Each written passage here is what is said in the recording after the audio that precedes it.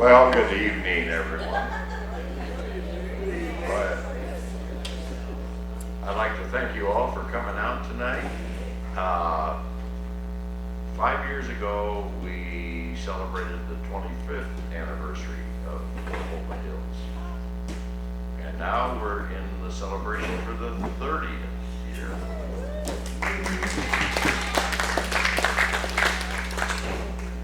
The county said it would never work. One thing we started 5 years ago was we sat down with 25 or 30 of our founders at the time, and there was a crew of us that we sat down and videotaped their stories, interviewed them about where they grew up, about what they did for careers, and what they did at Jojoba for construction and after. And we've got those. If I were less procrastinating, they'd be in the library now. But we're going to work on that. We had some great ones. We had some people who aren't with us anymore, and I don't mean just not in the park. Dick and Loretta Judy, June Sander, people who were very special in this park, and all the founders we consider special. What I would like to do is get out the word. We're going to have maybe 3 more of these through the year, spaced out. And I would like mostly the newbies to get down to this. So there you are. Thank you. To learn about the history of this park. And it takes me back to when we first signed in, and we were filling out the paperwork, and there was a form that said, what are your hobbies, what are your interests? And I checked off history. And 2 days later, Ramona Lewis was at my door saying, I hear you're interested in history. Yes, I am. I was a history major. Well, we have a very interesting history here. Oh, I would love to help. No. No, you are now the historian.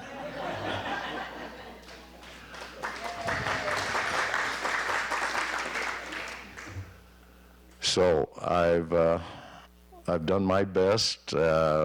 We had, I kind of run Founders Day. I inherited that. But that's just the birthday celebration, or Independence Day, I like to call it. And when we first came to the park, that Founders Day thing floated around a little on the calendar because the people who were running it then had other commitments. And I said, no, we don't change the 4th of July. We don't change Christmas or New Year's.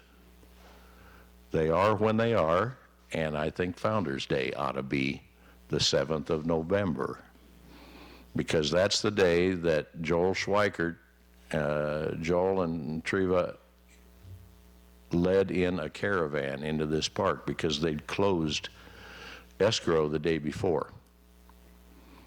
So on November 7th, about, I don't know, between 15 and 20 rigs caravanned in here. At the time, the only people inhabiting this whole area were a few hippies who had a great drug business going on the side. The cops would not even come up the hill. Not up to here, but just to the ranch house. So these old geezers drove in here and said, okay, this is our property now. Thank you very much. You can go. And I understand a couple of them even hung around to help clean up a little. So it was all, good terms. And then for 2.5 years, they fought Riverside County to get permits. It was a very frustrating time. Matter of fact, I think Dick Judy had T-shirts made up with the Jojoba logo that they'd already designed, and it said right smack in the middle, 2 more weeks. because that's what the county kept saying, just 2 more weeks, for 2.5 years. But this is living history, folks. And we've got some people here. I selected this motley crew because not only were they founders, but they're still extremely active in this park. And so we're going to talk a little about all that. And I'm going to wander around and invite responses to questions I know you can answer. We didn't study either. It's like my eye exam. I stayed up all night studying that damn thing, and I still flunked it. Yeah. Or my urine test. That was even worse. Yeah. John, I have notes. You have notes. Okay. Well, dig through them, and we'll start with Stella. Stella, tell us just a little bit about where you were born and where you grew up, and what your career was. Could you do that? Take it pre-Jojoba. Okay, pre-Jojoba. I was born in Sacramento, California. There was 9 of us children. I was in the middle. And my older brothers and sisters, they were like gone, and I was the oldest, and I was bossy. I mean, I had to clean the house and do everything, and I had to get my sisters to do it and help me. I was always into sports. The captain of the baseball or whatever. I had brothers, that we were always busy with the neighbor kids and had a lot of fun growing up. And things changed a little later in life, but I got married at 17. My first husband, and he was in construction. We built our own house from the ground up on a side of a hill that was split level. We had a lot of experiences with that. I didn't have a career myself. I was taking care of the children. Then I did a lot of work just like a secretary for this little company that I had to go for backhoe business, and I had to go out and get permits and things like that, and just a little bit of odds and ends while they were growing up. Later on, then I married Leonard when his wife had died, and I married Leonard, and he was 15 and a half years older than me. And I kind of married into this wonderful life of an RV because he wanted to sell his house because his wife had died. And so that was his dream, is going, RVing. So I just married into it, and then we started traveling for a little while, and we thought we'd never have a home base. And then we heard about Escapee when we were in Livingston. And then we came here, and all of a sudden we were driving by, and we were going to go to that one across the street. And it was flooded out, and then we saw the little sign down here that said the Jojoba Hills that we had heard about. And so we came in here and found out about it, and just after a couple of months, we joined and started here, in the summer, and then we were here all the time helping to build it. And Leonard got into the underground work, and I got into irrigation for a little bit, and then I got into rockets, and then later I was into, when we got settled here, dedication day, then I was in the landscaping mostly ever since. Thank you. I'm sorry I didn't even introduce these folks.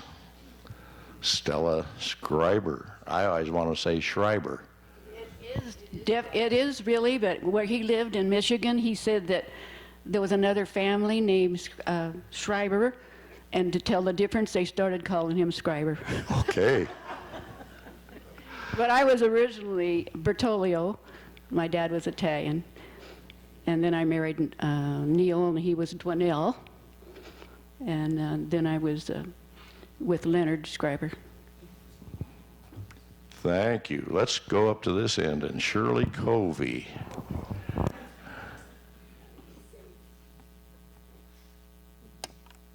You want to know my history? Yeah. Right? Well, Don't tell everything.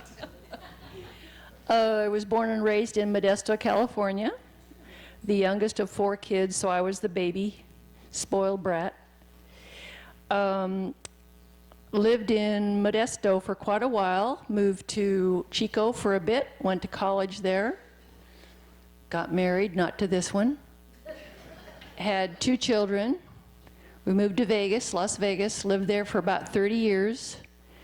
In the process of that, I divorced my first husband and married this one. In Las Vegas, I was a housewife for quite a while. Then I was a pit clerk in a casino, several casinos on the Strip. Not a stripper like Norm likes to say. Topless, by the way. And then I became a legal secretary. And then we went homeless in '92, sold our home. Decided to go full-time RVing. That's it in a nutshell. Tell us how you found jojoba. Well, when we were having our garage sales to sell all our crap in Las Vegas, somebody said, "Have you heard of the escapees?" And we thought, no, and we don't want to either. The name is terrible, really, when you think what it sort of sounds like. And so we knew the name before we actually hit the road. But we were on Sage Road, R3, in I think an American Adventure Park at one time it was, and we were staying there, and someone said, not too far away was a skip park being built. I believe that was on a Saturday, and so we drove here, couldn't get up the hill. This was in April of '93. Without being in a golf cart. You couldn't drive up in your car. If you were part of the work crew, you could go up in the people mover, but you couldn't drive your car up. So we had to have a golf cart to take up and see what vision they had, which was really, you needed a good imagination to see what they had planned for here. And we went back to our campsite and we thought, you know, this, we got to be part of that. So we came back 3 days later. Dick Hartman was in the ranch house where the office was, and the buy-in was $14,500. Without even questioning anything, we gave him a check. You think about how naive that is, just to come up and give somebody a check like that when there's nowhere near anything completed and it's just still a dream. That's how we found the place, April of '93.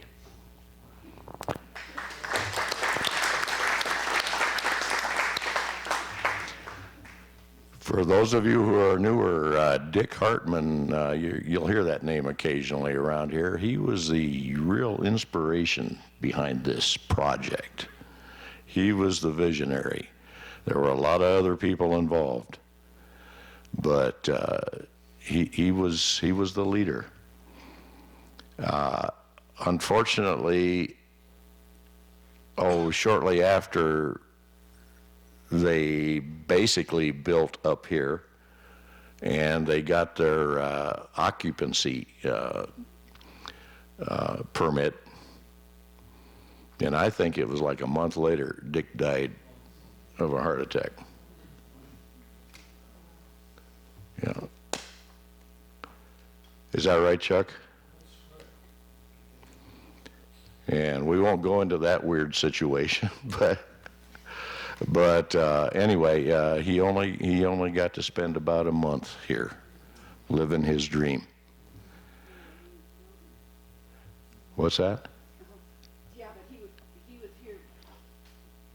He was here building it, though. I mean, he was the main foreman of all of our projects, and he was right here at the burn barrel, big time. Yeah. Okay. Let's go to Pam, our maniac.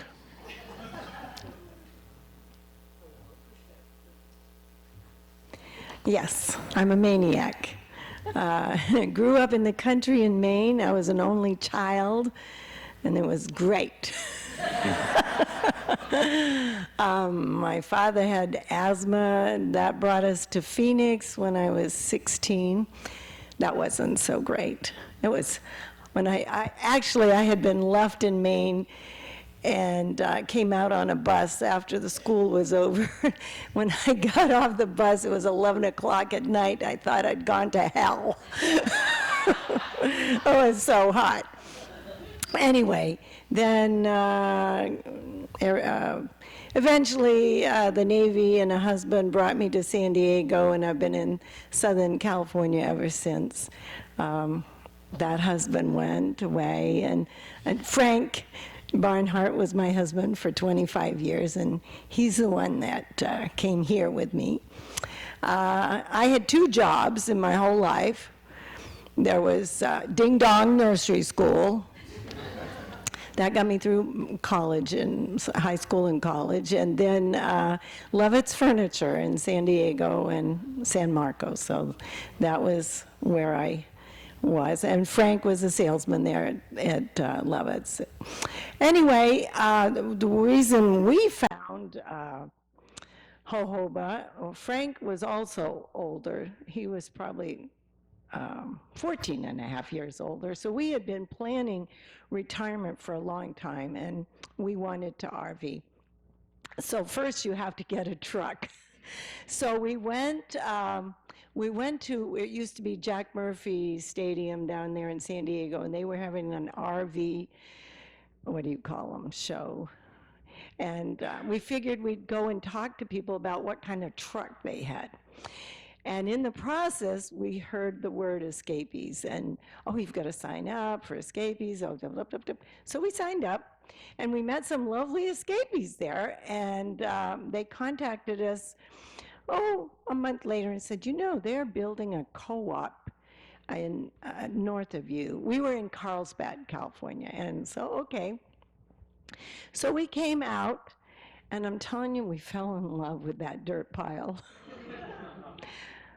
And the people were lovely. That was February '92, and the people were wonderful. And they were busy little bees. They did, you know, they're down in where we have boondocking. That nothing was on the hill. Like Shirley said, the golf cart tour of the rocks and dirt. So we weren't as brave as you, though. We probably came back the next week and we gave them $500. And so we somehow we picked out our truck, and Frank had to go to Oregon to pick it up. And he must have stopped at Course Gold. And he called me. This is in April. He says, Pam, it's for real. This escapee thing is real. This is a lovely park. Send them the rest of the money. So we joined in April '92. So that's how.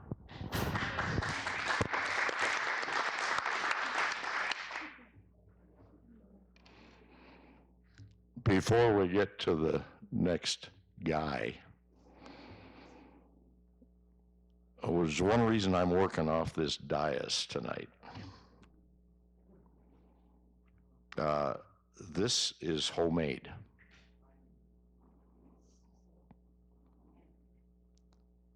Dick, who made it, or Norm. I got a buddy named Dick Covey who did 5 space shuttle missions, okay? And so if I call you Dick, that's the problem. You're Norm tonight. You can stay, Norm. But Norm built this thing, and a little later we'll have him tell you how he got all the goodies here to build this with. But go ahead and tell us your story, Norm.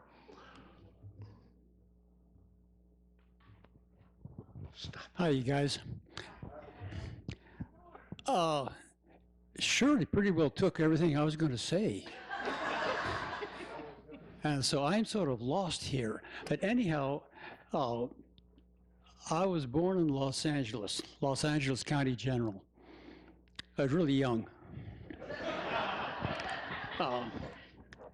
I spent the first 25 years of my life in Los Angeles, spent time in the Army, went to photography school in Santa Barbara, worked for Dow Chemical, Rocky Flats, prime contractor to the AEC, which now is the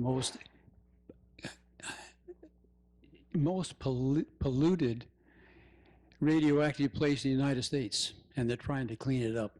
I got out just in the nick of time. From there, I spent 2 stints as manager and assistant manager at mobile home parks, which is an absolute disaster for me.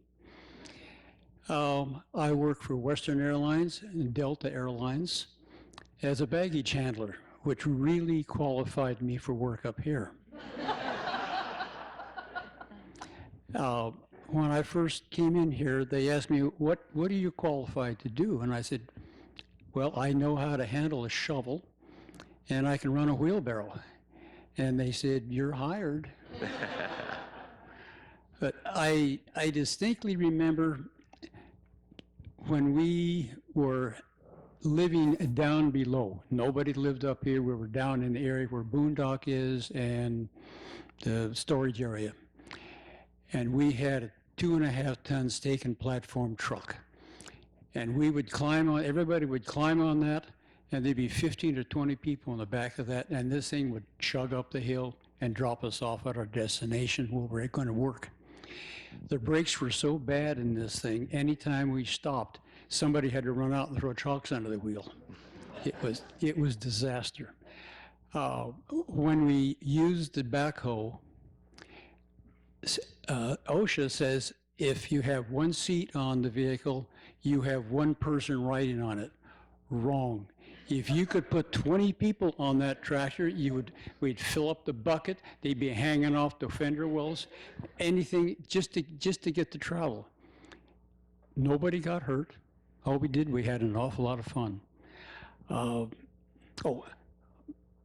One thing I wanted to mention, my name is pronounced Covey or Covey. Covey is the rich, well-class people. I pronounce my name Covey. Anyway, thanks for showing up, guys.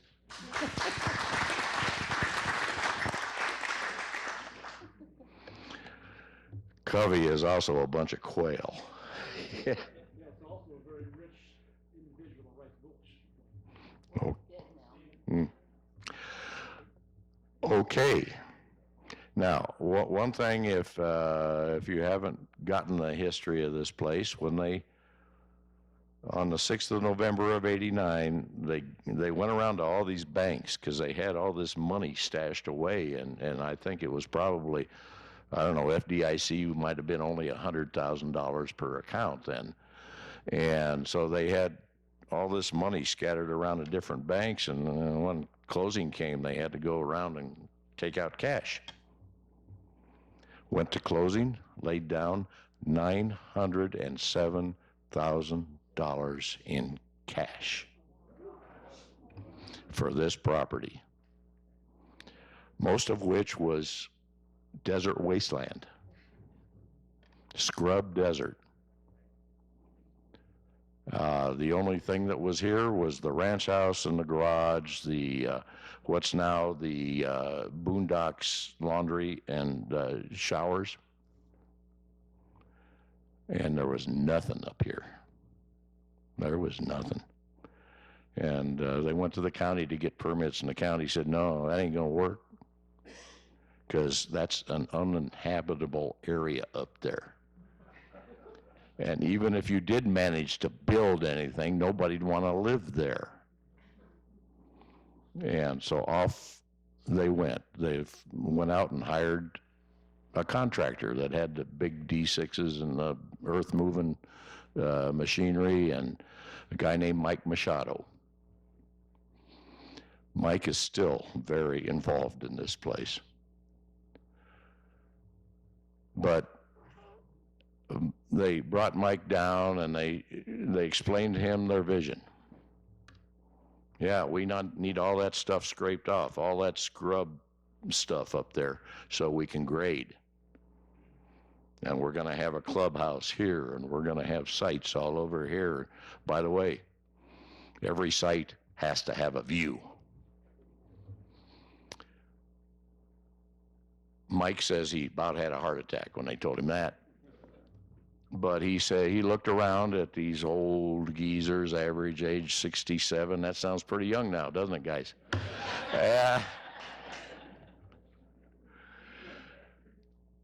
And he says, I guess I better go hire some people. And they said, no, you're not going to hire anyone. You're going to tell us what to do. You're going to tell us how to do it. And we are going to do the work. Oh, my God. He looked at these old people. He was about 30 at the time, so it was relative, okay? And he looked at those old people and, oh, God, they're old. They're mostly retired. They don't take instruction well. This is going to be an issue. But anyway, they started to work, and they started working on the county, and that's when the 2.5 years of frustration came. And finally, the county relented, and Mike and Dick Hartman and the other people convinced the county that this was doable. It was a tough go those 2.5 years.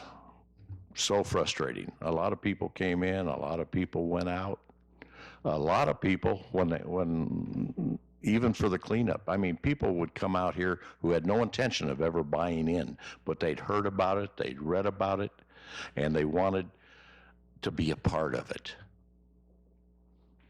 I think that's what we just heard from these four. They wanted to be a part of it, even when there was nothing there but a vision and laying that money down. The initial buy-in was about $9,000, I believe. And so 907,000, I had at least 100 people that got excited about this. And they didn't even have a place to build this thing yet. And they were putting their money in. That's the kind of dreamers that built this place. So I want to go back to our folks and ask them what they actually were involved in. Stella has already kind of said Rockettes. You want to explain Rockettes a little bit to us?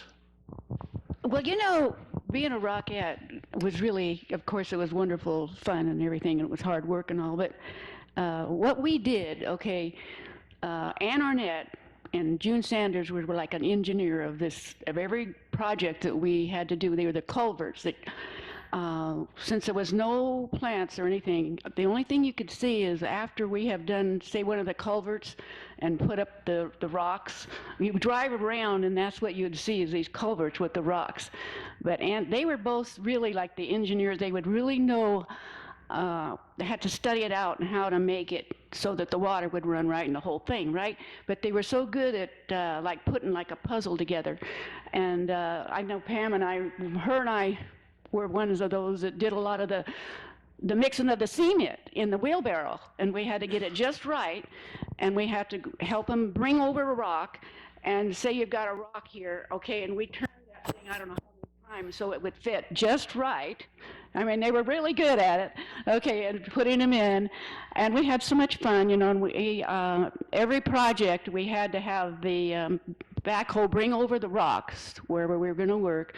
And sometimes the rocks weren't, you know, they were running out of rocks, so we would have to go wherever they had been dumping the dirt and all and sort through and find the rocks and then roll them out so that the backhoe could bring them over to where we worked.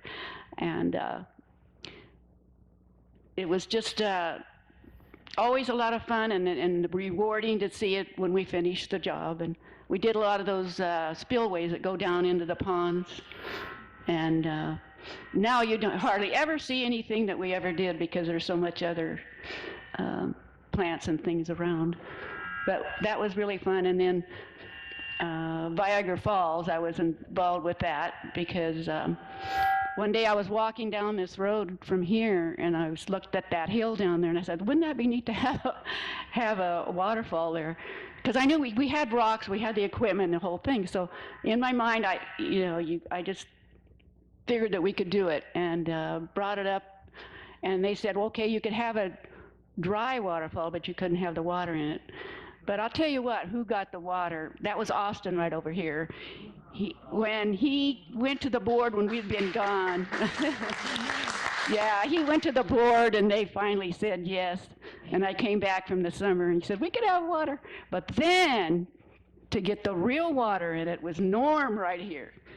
Norm figured it out to recycle it, we had to have the pump and get the rocks just right, and he worked on that, and he had to get the pond down below that liner. He had to get it down into the ground just right, and he had worked on that for quite a bit to get it just so. And so anyway, it came about that we finally did it. When we brought the rocks over, my husband backed up our Subaru and with the rocks in the back, the ones that went up further, and a bunch of us would get the rock after we dug a trench, and then we put the rocks. We just put them in there how a stream would be. And then when we got down to the very bottom where you see the larger rocks, I had my eye on certain rocks that had to be right there so it'd have that waterfall and such around the park. So we had to dig out with the backhoe. They had to dig out a lot of the dirt and then be able to place those big rocks there to make it come in there. Anyway, it was just fun. But I mean, anything around here, even today, if you have an idea, you just bring it forth and maybe it'll happen. On that. Thank you. I understand you didn't plan on calling it Viagra Falls. You didn't come up with that name. I know, I'm so used to it now that I don't even think about it, but I tried not to let it happen, Gary Hagelberger, I mean, he insisted, and there was a couple other guys. There is a plaque, if you go look up on the rocks there at the bottom, it said, but it's all worn off, But they had it made Viagra Falls, because I wanted to make it Friendship Hall, Friendship Hall. And then once Kuhn actually made a sign that said Stella Falls. We can't put our names on things, But I still have a picture of it. He made the sign and said Stella Falls. So that was an interesting part of the attitude here. Hang on, guys. We'll get to you.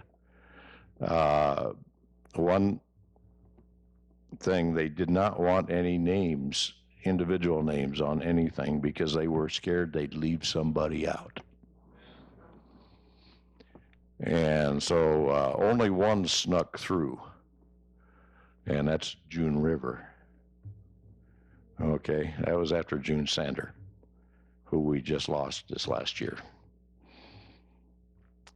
Let me just tell you a little bit about Norm. He's one of these guys that if he doesn't have a project, he goes nuts, okay? Guys like that. Gals like that. And Norma's done a little bit of work around here ever since. If you go into the Art Center and you see the drafting table in there, Norm built that. If you go down to Founders Falls and look at that pump house, he could have put a box around the pump, but no, he has to put a little farmhouse. He built this. He just recently put up these curtains. Thank you. There's a gazillion things. The water wheels at Pond 6. And I want to go back to Stella just a minute on a side note. Now, they built Pond 6 and they put an island in it, and somebody decided we needed alligators. Who was that, Stella? Okay. When us Rockettes, and there's usually only about 3 to 6 of us working at a time, and we get to talking about things, and we were talking about the people who were complaining, and so nitpicking and complaining, and I don't know, one of us was talking about the fact that we ought to put them out there on that island, because that is number 2 island. There was another island there at one time, and because of the water situation or whatever, it got taken out completely and it was dry. We were going to put up another waterfall over on the side, and that all went away when everybody voted to put the island back. And I'm getting sidetracked here, but anyway, that is the second island. When the first one, when we were talking together, we said we should have an alligator out there or something. We were just joking around, and then I got to thinking, I could make one with chicken wire. So I got started how I formed that first chicken wire, and my husband put the rebar in the middle of it. And but the thing is it was it kept getting bigger and bigger because I don't know, you know, by the time you put the stucco cement and everything on it, and it got kind of wide and there, such. But it was made on one of those what's those boards? Pallet, right? It was made on there, and that's how we've got pictures and everything of how it got out on the island, that first island. Oh, we got video. Yeah. We had an old crane on one side and the backhoe on the other with the ropes going out to the alligator and how it got put out there. But anyway, it was just something, it was just a novelty thing that we had the alligator. And then some years later, a couple of ladies helped me build the other smaller ones because it needed company.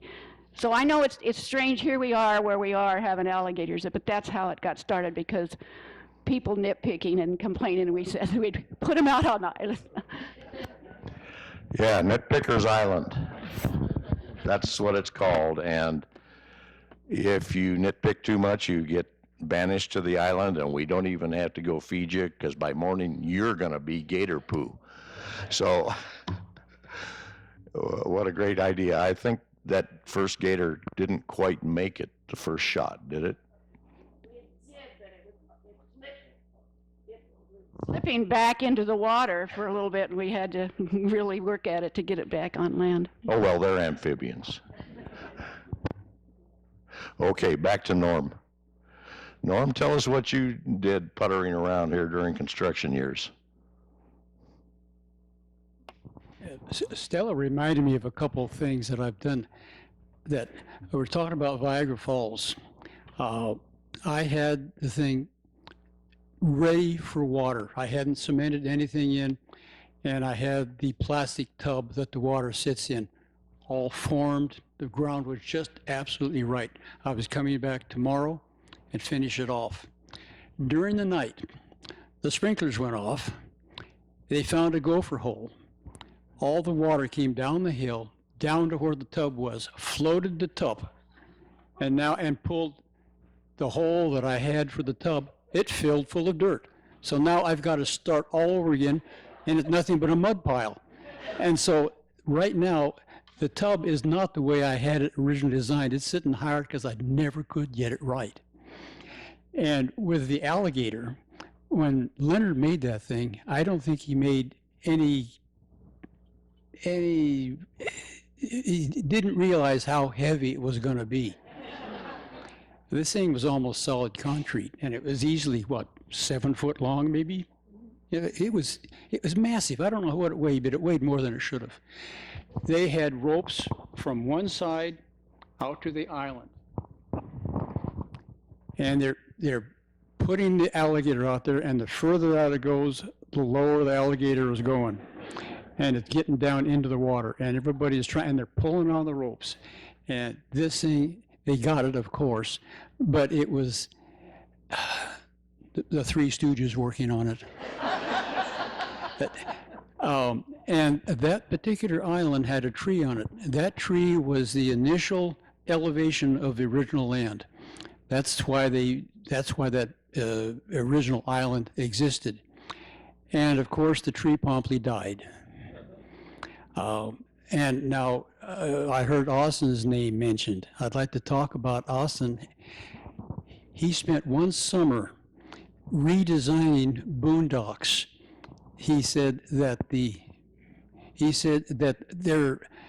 angle of the trailers is all wrong. They should be coming in the other way. He took the Kubota and by himself single-handedly leveled that entire area out there for the way Boondock is today. He moved it twice.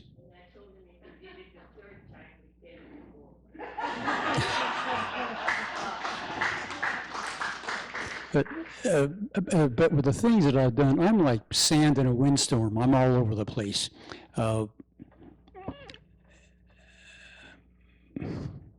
Whatever your name is, I can't think.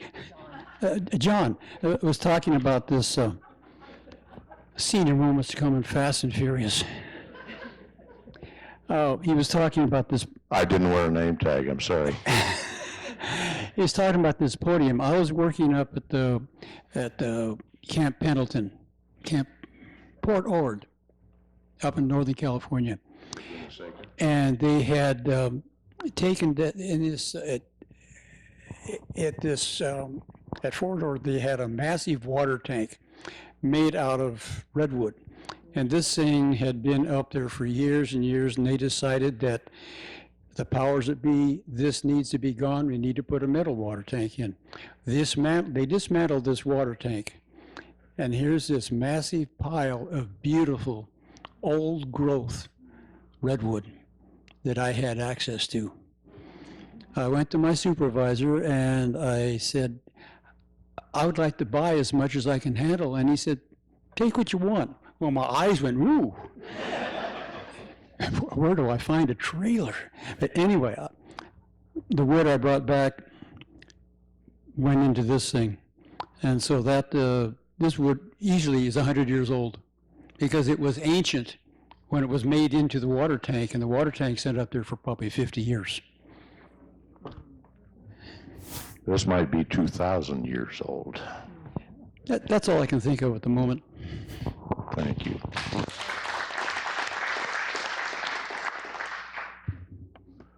Okay, Shirley, tell us about your activities here. The gloves are coming off. No, I helped in landscaping. I donned gloves, a shovel, a hat, sun hat, and dirty clothes, and dug the holes that your trees are in. The tombstones were put in, and that mound in front of it that actually looked like someone was buried there. We're all put plants there, and we put the emitter system in. The acacia on the banks, I was part of that. We had seedlings that were about an inch tall, and we laid the water pipe and the emitter hose and planted these little seedlings every so often on the banks. I don't know how I didn't tumble off those things. I can't climb up them now and feel safe, but back then we were all out there like monkeys putting all these little acacias in the banks. They grew amazingly fast. When we left one summer, came back, my God, they were like that. They really liked this area. So that was main job, and my other job that I loved a whole lot more was Dick Judy. We called him Little Dick. When he needed a flagger, he would come around and he would grab me and my friend Loretta Barnett, and sometimes Pam. And when they had dump trucks that were moving dirt from point A to point B, and they needed somebody to keep control of the traffic, and so we would actually flag. That was exciting, especially when you were at the bottom of the hill and they were coming down and they didn't have very good brakes and you had to really move out of the way quick. That was exciting. And also the county, Riverside County, said we had to have a turn lane out on the highway. But guess what? You have to pay for it. You have to have the labor to flag out there. And so we had members that were surveyors that went out and surveyed the highway. We went out there and flagged, stopped traffic. We did that for a couple of weeks probably until it was all done. That was fun. I love flagging, actually. That was my job.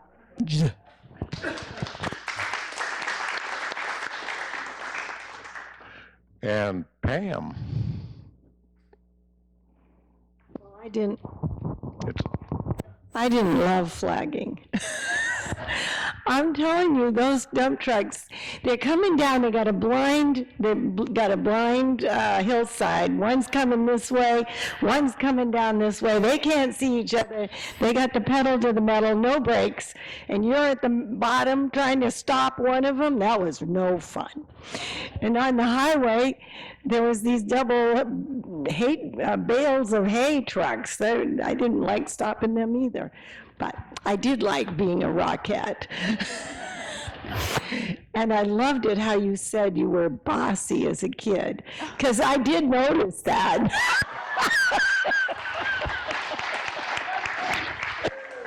But that's why everything looks so nice. But they were awful. They were awful. I want a kind of this shape and kind of rounded in the back. No, that won't work. No, that's a rotten rock. Get rid of that rock. No, that's too big. No, that's small. This was not what you'd call a technical masonry job, because a cement mixer made too much cement. So we did have to use the barrel, and we had to have our shovels of sand and shovels of mortar and coffee cans of water, because there was no running water where we were working. So then we'd put the mortar into a coffee can. It seems like the project was always in a ditch, so we had a 2x8 going down into the ditch, and put that coffee can down the board, and then they'd fling it up to fill it up again. But Stella and I were talking that we really can't really spot where we worked. But there is one place that I do see almost every day, and I mixed all the mortar for the wishing well, and they called me Chief Ho. I had finally graduated, and then there's a very unique drainage out on the exit road that I can point to. There's one called Pineapple. Where it's two sections. No, there's a drainage where it goes and then it comes underground, and then there's some more. Anyway, and then I did work on landscaping too, and that big hillside above Viagra Falls where you're surprised you were able to walk. Yep, I was up there too and put in the water hoses. And I guess that's it. That's it.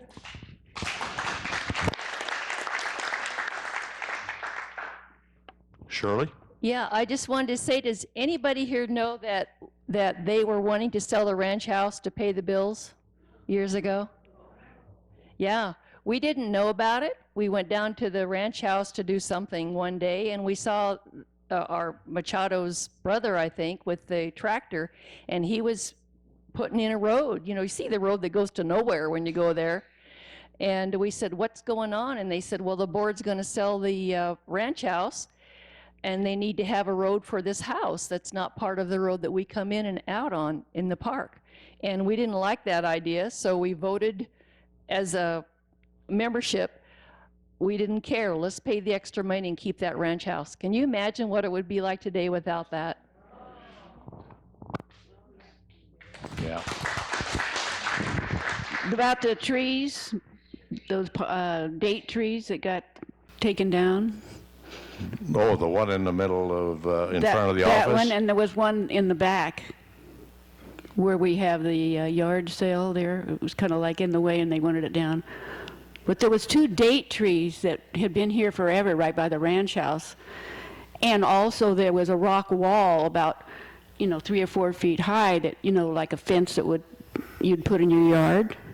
Okay, and there was a big vote about, and people were really upset that we wanted to take that down. I was mixed feelings, but I was for trying to keep it for a while. But it turned out that we did have to take it down, for the future and what we were going to be doing down there. But I mean, it was really something.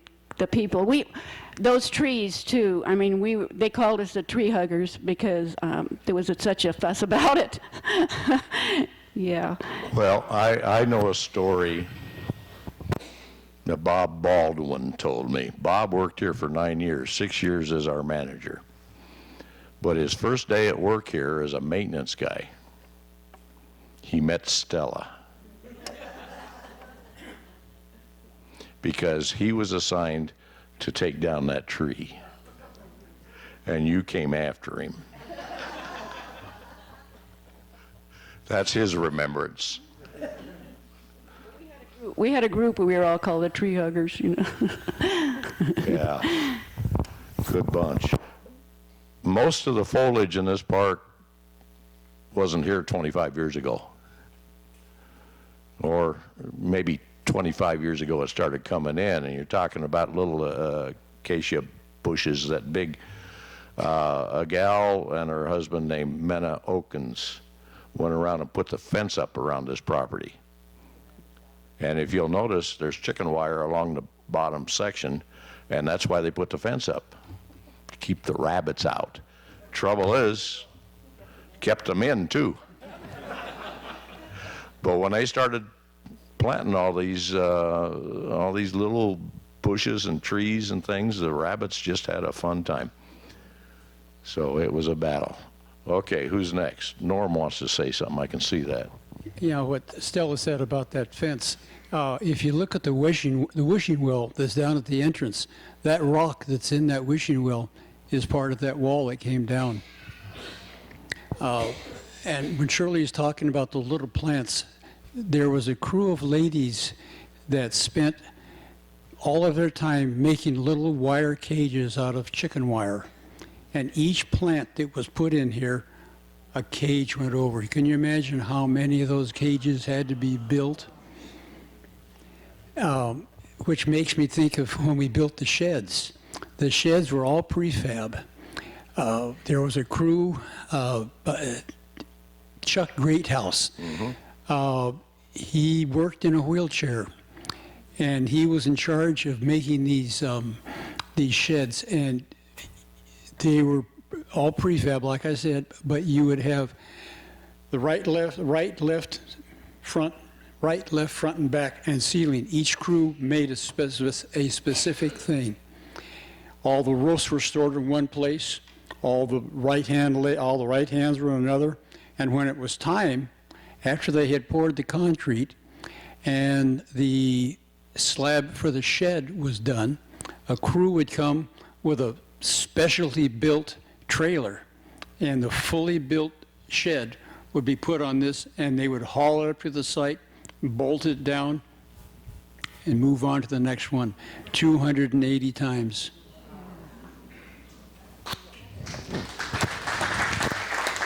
Oh, yeah, but And we're kind of proud because in the video that they have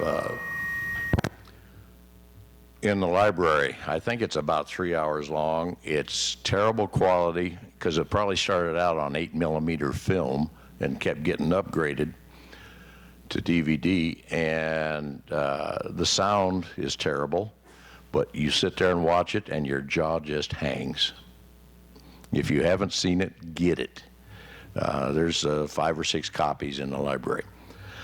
Zoe and I are kind of proud because in that video, they say, and here comes the first shed up the hill. And it's going to 612. That's our site. So we're a little part of the history here too. And also on Viagra Falls, one of our early memories of this park was this was 8 years ago. We had enough energy then to walk down the hill and back up, down to the office. And we were going down, and there was a mama mallard at the pond on Viagra Falls. And she was going nuts because the water had gotten lowered about halfway down, and her babies were in there, and they couldn't get out. So we walked down to maintenance and said we could use a couple of guys. They brought a plank up, laid it across the pond, and dug those little baby ducks out, and so Mama could take them up the hill. And so that was a kind of a cool thing. I saw some hands raising. Lee, let's get a mic to you. Lee Worth. I just wanted to say I can't believe that the Rockettes didn't mention that when they built the drainage, they wouldn't allow any men whatsoever to help them. They did it all on their own.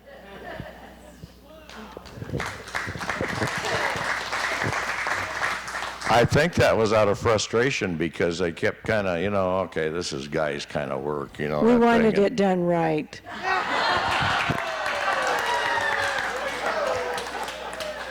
What's that? Who said that? Pam? That was your voice. So anyway, they kept, especially June and Ann, kept pounding on the powers that be, and they said, okay, put in the rocks around the culverts. Okay, but we want no men. This is our job, damn it. But, I was on a tour once, and I kept telling about how the Rockettes were all gals, and they did all this rock work, and Mena built this fence, and Mena and Kathy Reardon were on the Ubangis. They laid all the concrete in this park. And somebody said, well, what did the guys do? So they just sat around and drank beer and watched the wives work, No. So it was a group effort. And I think if you ask any of these people,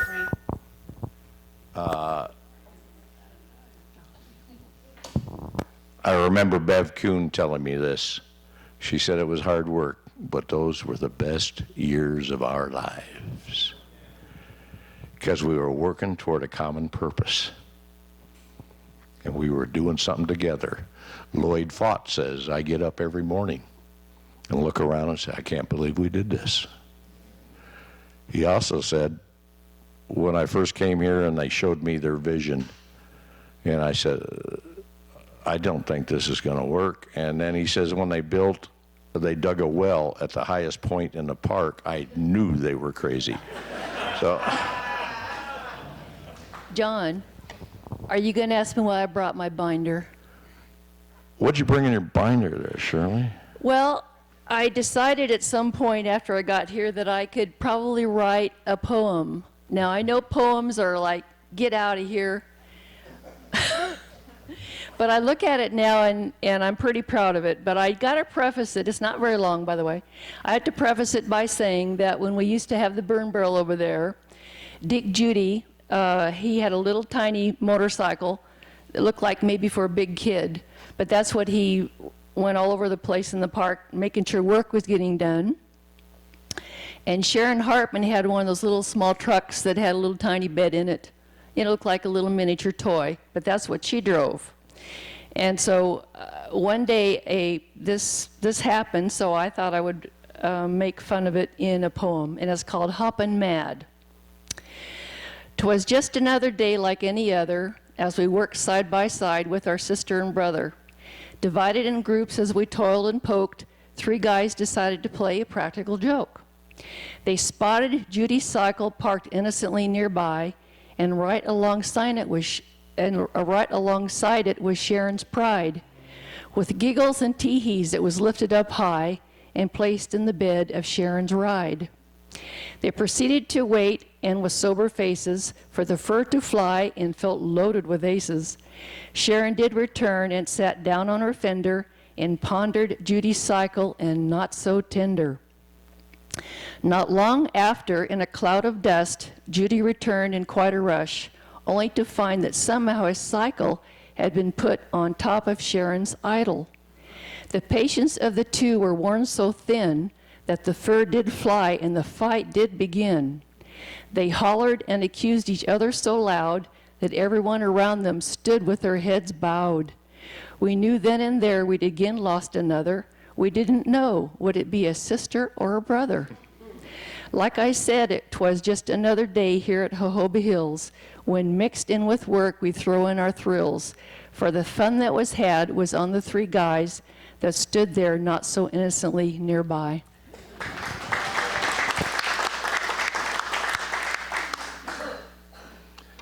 What else you got in that binder? Yeah. Okay, any more questions? Art.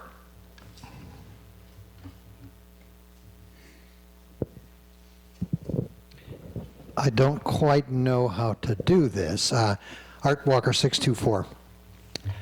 The board had decided to sell the ranch house, correct? And they had hired somebody to handle that, and they were listing it. I look at my history on the board and what I've heard about the board. How in the hell did you stop them from doing it?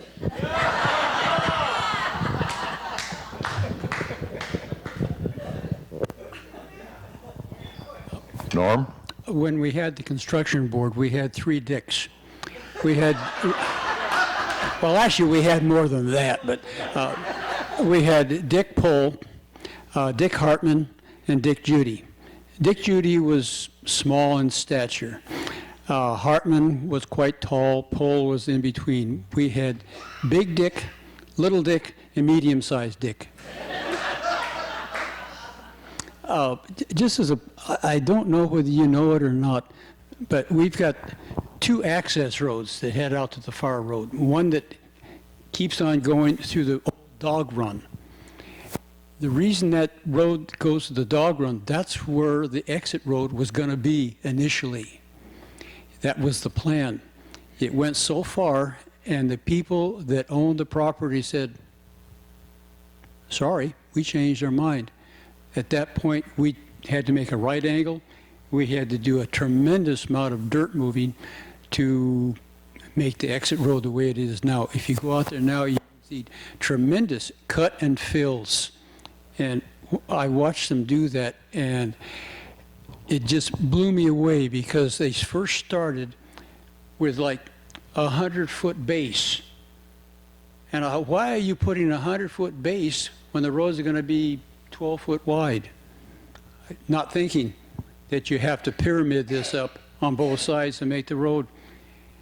It gives me a great deal of insight when you see the massive stuff on our highways out there of the cut and fill.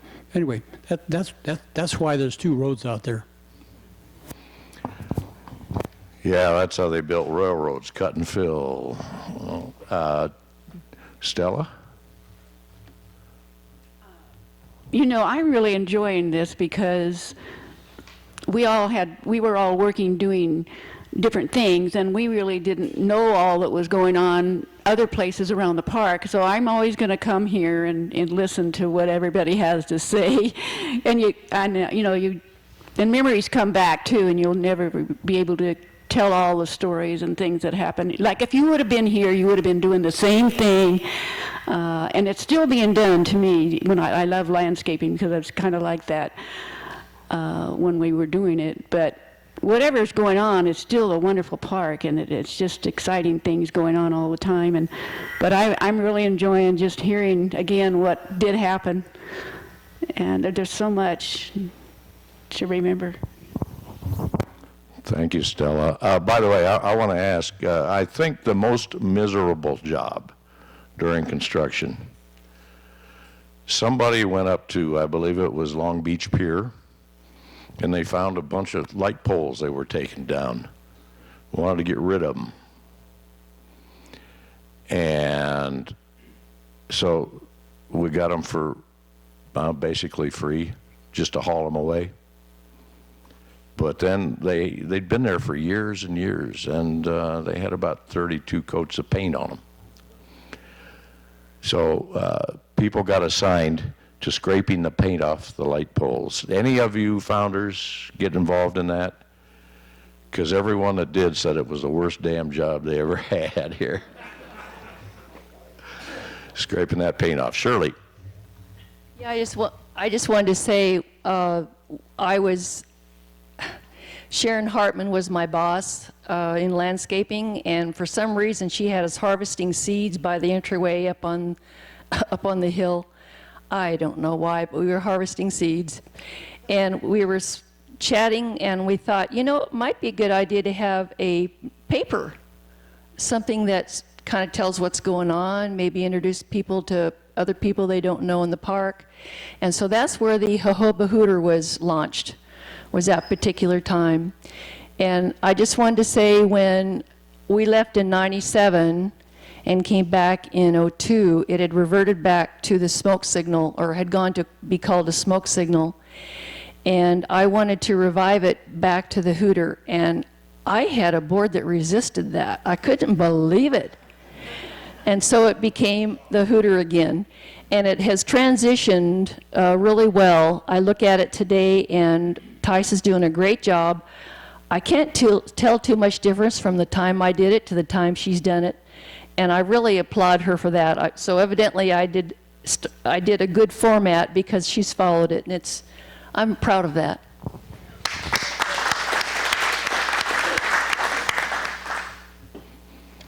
Okay, I'm watching for hands, but, well, Carol Goldberg has a question. Hi, Carol Goldberg, 801 Manzanita. One of my favorite things to do after knowing a little history here and there, the notebooks in the shelves, is to take a walk as often as I can on Founders Trail. And I'm in awe of this place, and it puts me back thinking about you in those days and how you possibly had the stamina, the wherewithal, and the will, and I think the will was strong, to see this happen. I guess I wonder most that how did the plan for this place evolve? Was it a vision? Was it all drawn out ahead? Where the sites would be and how perfect they are, and drainage and all those aspects. I wonder if you could talk a little bit about the vision of the development. Chuck Wyman might want to answer that.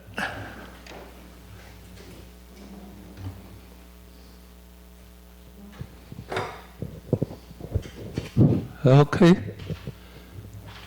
Most of the people, even the original founders, don't know who came up with the concept. Now, I don't want you to give me the answer, but how many of you founders came up with making a resort? Do you know the man's name? Nobody does. His name was Owen Barker. And he used to have horse races when the three dicks were gone. Owen Barker was down there running horse races, and he was in charge. And it all originally started down at the ranch house to come up with this design of this kind of a park. Owen Barker was a salesman, and he lived in a park up in Hemet. And he came up with the concept, and maybe none of you were ever at the meeting, and maybe I was, and Alice, but this guy had flip charts. And before he was done giving his spiel for this kind of a resort park, he said it'll only cost a few thousand more. Well, it turned out to be quite a bit more. But when that man got done talking about having a resort, people were jumping around, where's the shovels, where's the picks, when do we go to work, and all that. But Owen Barker is, even Judy forgot Owen Barker, and rest his soul. But Owen Barker came up with this concept. We were just going to build a trailer park like the rest of them, but Owen Barker, he deserves more to be mentioned. And also, Dick Hartman. This park would not be here if Dick Hartman just, you could hear him now, and he's gone, but I can still hear him.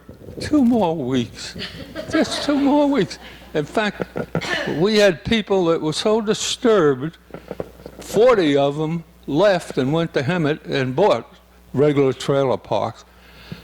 5 years later, they came back and regretted it. Look what you got. It's hard to believe. And I'm proud of what I did, too. I did a lot in here, and I really enjoyed it. Alice and I also built Timber Valley. That's up in Oregon. Pardon? Well, maybe. But I got to tell you about my job up there. I was in charge of painting all the sheds, and there was multicolored sheds. And the girls did all the painting. They had 5-gallon buckets, and they couldn't lift them. So I designed a little rack that you put the buckets of paint in. This is bragging, and I've got a lot to brag about. Anyway, I had them so they could tilt. But the beautiful part of this, I put the grid in there, I think that's what you call it, and gave them the rollers and the brushes. And as they went out the door, they all gave me a smooch. Yeah, that was a fun job. I could go on for hours and hours. We'll put you into the next, your turn in the barrel next time. Yeah. Save some. My biggest exciting part of building this park, there was a man, and I think his name was Harvey, whether it was the first or last, he was putting up that light, and he fell off the ladder. Plop! And I was out there building that cabinet with that's in the library. I looked over there and I shook him and everything.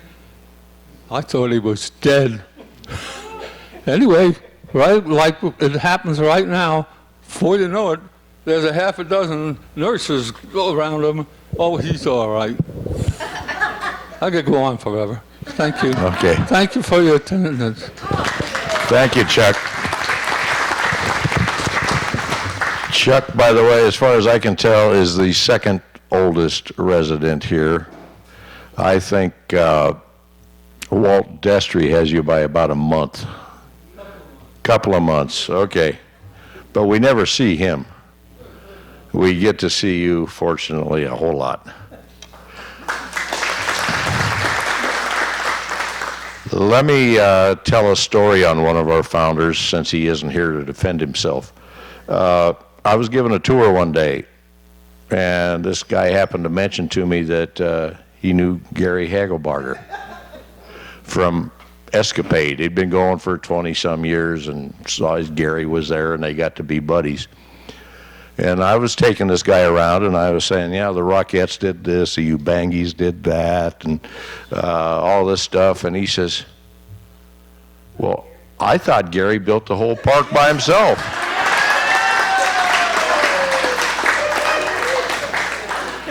And I said, you do know Gary. Something about that, though. Stella? You know, when we were here building, there were a lot of things you could get into, and Gary really did do a lot of, you know, I mean, he did do a lot of what he said that he did. He would just, like today, I mean, he's still involved today doing a lot of different things. Yeah, but he told me he built Viagra Falls. Oh, I will have to talk to him.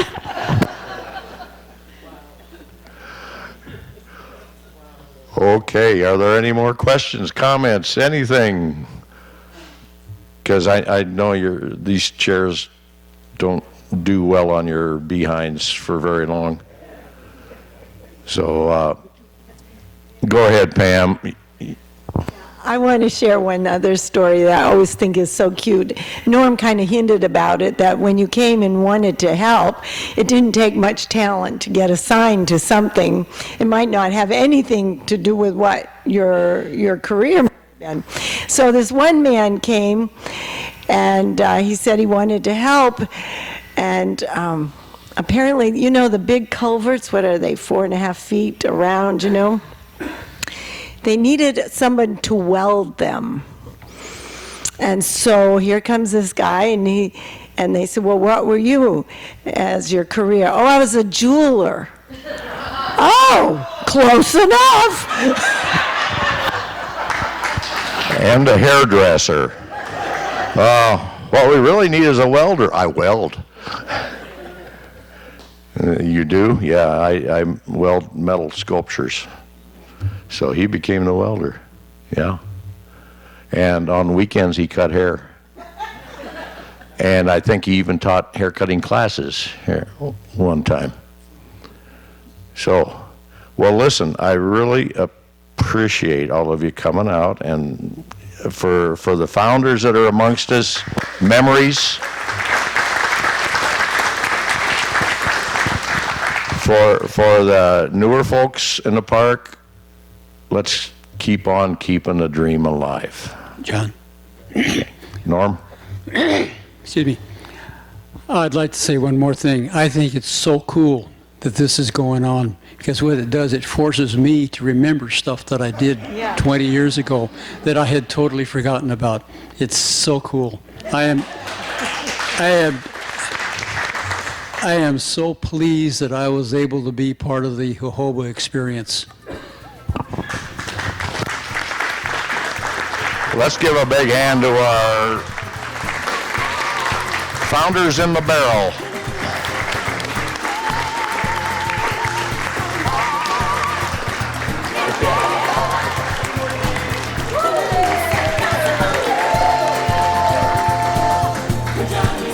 Night, y'all. Thank you.